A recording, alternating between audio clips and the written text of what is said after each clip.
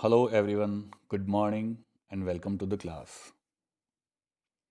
जैसा कि आप सबको पता है, हम लोग अपने पॉलिटिकल साइंस के सेकंड पेपर को एक्सप्लोर कर रहे हैं और हमारा फर्स्ट यूनिट अभी एक्सप्लोर हो रहा है। फर्स्ट यूनिट में हमारा जो आज का जो चैप्टर है वो है भारतीय संविधान की प्रस्तावना, प्रिएम्बल ऑफ इंडियन कॉन्स्टिट्यूशन। इस चैप्टर में सबसे पहले हम बात करेंगे प्रस्तावना के मीनिंग की, प्रस्तावना के अर्थ की। प्रस्तावना क्या होती है? देखिए, हम सभी लोगों को पता है, आप सभी जानते हैं कि प्रस्तावना किसी भी दस्तावेज का एक इंट्रोडक्टरी पार्ट होता है। आप याद कीजिए, जब आप छोटी क्लासेज में थे तो आप हिंदी या इंग्लिश में ऐसे लिखा करते थे, और जब ऐसे यानी निबंध लेखन जब करते थे तो उसका सबसे पहला जो चैप्टर आता था वो प्रस्तावना होता था। और उस प्रस्तावना में आप उस निबंध का सार क्या है वो बता दिया करते थे। ठीक उसी भी प्रकार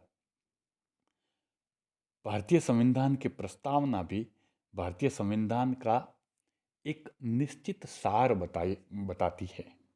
यानी इस संविधान के उद्देश्य क्या है और ये संविधान कैसे काम करेगा, इसको बनाने का उद्देश्य, ये जितना भी जो ब्रीफ है वो प्रस्तावना में दिया हुआ है।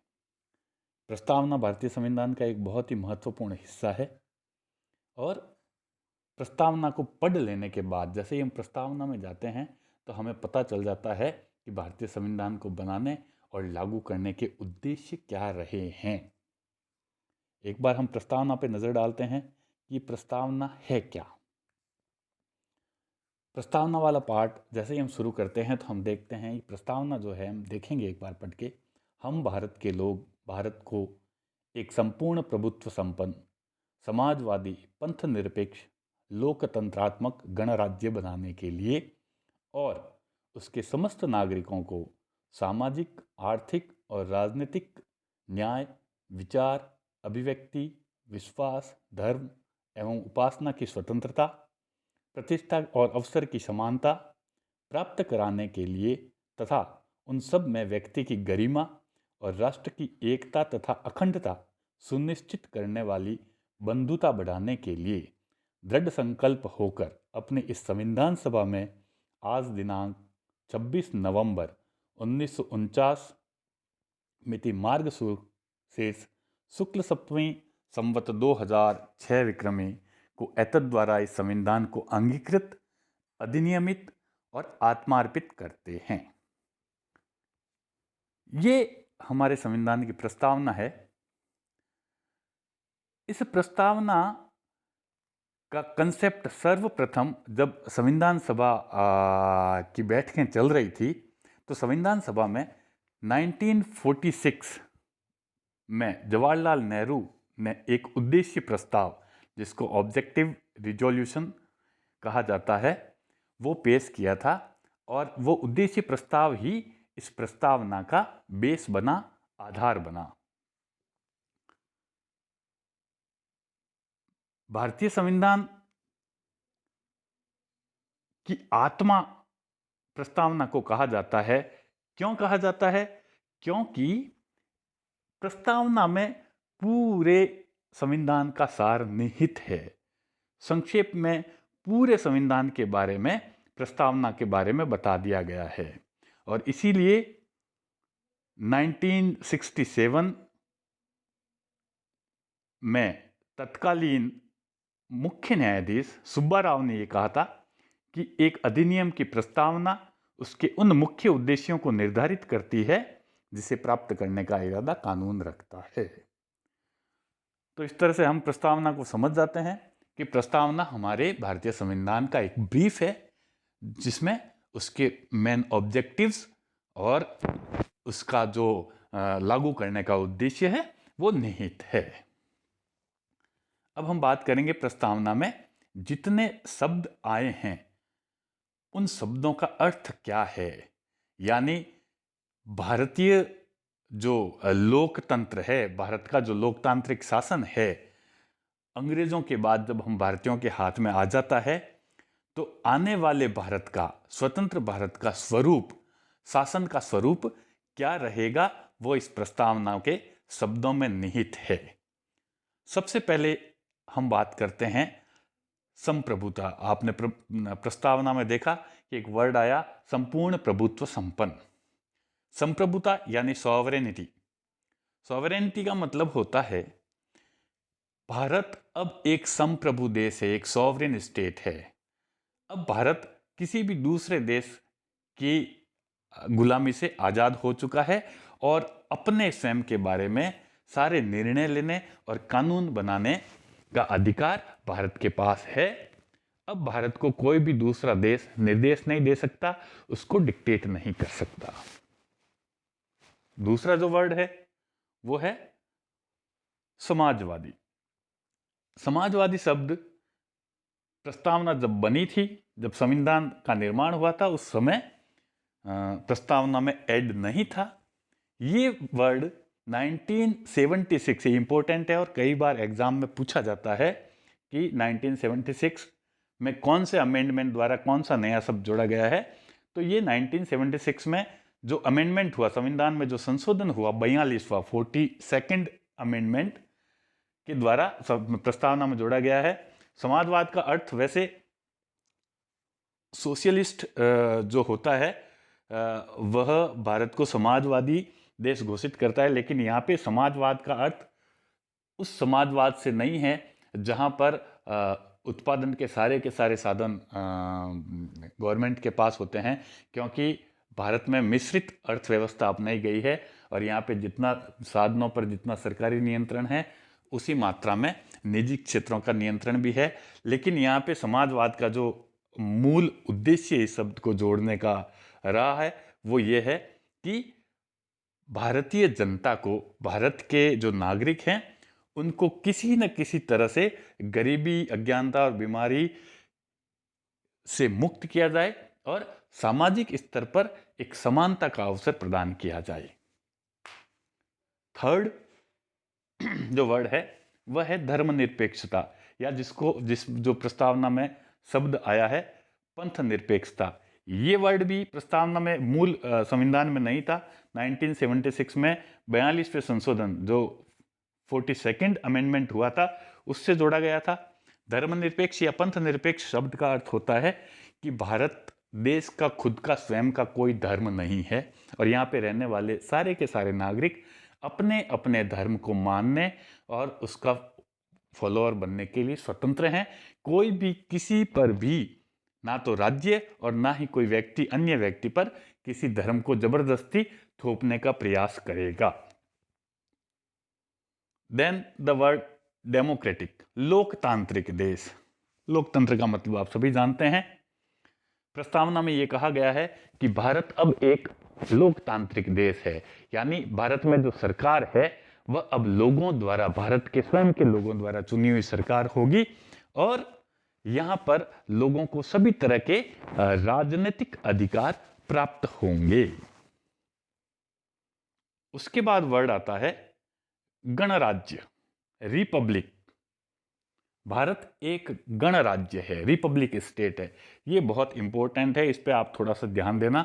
रिपब्लिक का मतलब क्या होता है? अधिकांश स्टूडेंट को मतलब नहीं होता है, इसका मतलब नहीं पता होता है। ये पूछा भी जाता है कि गणराज्य शब्द या रिपब्लिक वर्ड का मीनिंग बताइए। तो आप देखिए, मेनली आपने देखा होगा जब हमने सोर्सेज ऑफ कॉन्स्टिट्यूशन पढ़े तो उसमें हमने देखा कि हमने हमारे संविधान का एक बहुत बड़ा पार्ट जो है वह ब्रिटेन के संविधान से बोरो किया है, उधार लिया है, वहाँ से कॉपी किया है। लेकिन उसके बाद भी हम एक कदम ब्रिटेन से भी आगे गए हैं, क्योंकि ब्रिटेन डेमोक्रेटिक कंट्री जरूर है लेकिन ब्रिटेन रिपब्लिक स्टेट नहीं है। ब्रिटेन में अभी भी संकेतात्मक मोनार्की यानी राजतंत्र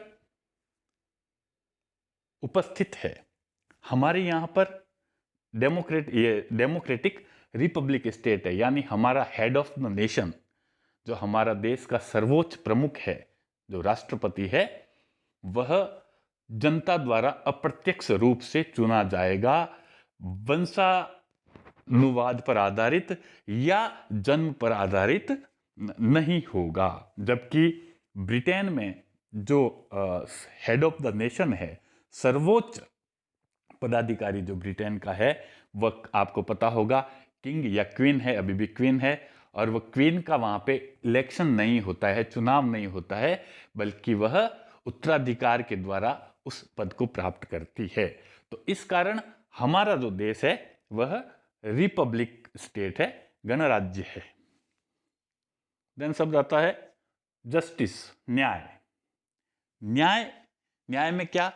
न्याय में सामाजिक, आर्थिक और राजनीतिक, social justice, economical justice and political justice. संविधान की प्रस्तावना में यह सुनिश्चित किया गया है कि हमारे यहाँ के सभी नागरिकों को सामाजिक रूप से, आर्थिक रूप से और राजनीतिक रूप से वो सारे अधिकार प्रदान किए जाएंगे जो कि उनके सामाजिक, आर्थिक और राजनीतिक डेवलपमेंट, विकास के लिए आवश्यक हो, और उनमें किसी भी तरह का भेदभाव इन तीनों स्तरों पर नहीं किया जाएगा। स्वतंत्रता, लिबर्टी शब्द हमारी प्रस्तावना में आया है। लिबर्टी शब्द का मतलब है कि एक देश के रूप में हम पूरी तरह से स्वतंत्र हैं, और वहीं जो इस देश के नागरिक हैं वह दूसरे नागरिक से पूरी तरह से स्वतंत्र हैं। यानी अब कोई भी किसी की भी गुलामी करने के लिए बाध्य नहीं होगा। इवन हम अपनी देश के सरकार के निर्माता यहाँ की जनता खुद है, और जो सरकार है हमारी, हम उसके भी गुलाम नहीं हैं, उसके विरुद्ध भी हमें मौलिक अधिकार प्रदान किए गए हैं। समानता यानी इक्वेलिटी, सभी नागरिकों को समानता प्रदान की गई है। समानता हमारा जो शासन व्यवस्था है उसके द्वारा, और नागरिकों में उनकी जाति, नस्ल, लिंग, भाषा, वेशभूषा, कल्चर आदि के आधार पर किसी भी तरह का भेदभाव नहीं किया जाएगा, और सबको डेवलपमेंट के समान अवसर प्रदान किए जाएंगे। एक इक्वल उनको दिया जाएगा। उसके बाद भाईचारा, फ्रेटर्निटी। भाईचारे का मतलब होता है बंधुत्व की भावना। यानी हमारी प्रस्तावना में यह कहा गया है कि देश के सभी नागरिक आपस में देश की एकता और अखंडता को बनाए रखने के लिए एक भाईचारे की भावना के साथ, एक बंधुत्व की भावना के साथ रहेंगे, एक दूसरे के साथ सहयोग करेंगे। और इवन उससे एक कदम आगे जाके इसमें यह भी कहा गया है कि ये जो भाईचारे की भावना है ये केवल एक देश तक सीमित नहीं है, बल्कि ये फ्रेटर्निटी देश के बाहर भी, बियॉन्ड द नेशन, यानी इंटरनेशनल शांति, भाईचारे और बंधुत्व को बढ़ाने के लिए भी लागू होती है। इस तरह से प्रस्तावना को हम पूरी तरह से समझ सकते हैं। महत्वपूर्ण जो पॉइंट है प्रस्तावना का वो ये है कि प्रस्तावना में जो संशोधन हुए, उन संशोधनों द्वारा जो 3 शब्द जोड़े गए थे, मैंने आपको पहले भी कहा, वापिस एक बार मैं बता देता हूं। 1976 में 42वें संविधान संशोधन 42nd अमेंडमेंट के द्वारा प्रस्तावना में 3 नए शब्द जोड़े गए थे। समाजवादी यानी सोशलिस्ट, धर्मनिरपेक्ष या पंथ निरपेक्ष यानी सेक्युलर, और अखंडता, इंटेग्रिटी जो बढ़ाने की बात की गई है, ये उस प्रस्तावना में लिया गया है। इसी तरह से इंग्लिश मीडियम वाले स्टूडेंट्स देख सकते हैं, सर्वप्रथम प्रस्तावना दी गई है we the people of India से लेके enact and give other self this constitution. हमने अपने संविधान को, इसमें एक चीज़ और मैं बता देता हूँ आपको कि देखिए लोकतांत्रिक देश किस तरह से है। प्रस्तावना की जो शुरुआत है we the people of India, हम भारत के लोग, और लास्ट में किया गया है कि ये जो कॉन्स्टिट्यूशन है उसको हम अडॉप्ट और एनेक्ट करते हैं। यानी हम भारत के लोग, हम ही लोगों ने ये संविधान हमारी ही बेहतरी के लिए हमने खुद ने बनाया है, और हम लोग इसका निर्माण हमने किया है, हम लोगों ने इसको अडॉप्ट किया है, और हम ही लोग इसको लागू भी करते हैं। तो पूरा का पूरा जो सिस्टम है वह जनता के द्वारा ही किया गया है, जनता को ही समर्पित कर दिया गया है। इस तरह से एक बेहतर लोकतंत्र का उद्देश्य प्रस्तावना में ऑलरेडी हमें पहले से ही दिख जाता है। तो यहाँ पर प्रस्तावना की जो उपयोगिता है वो हमें समझ में आ जाती है।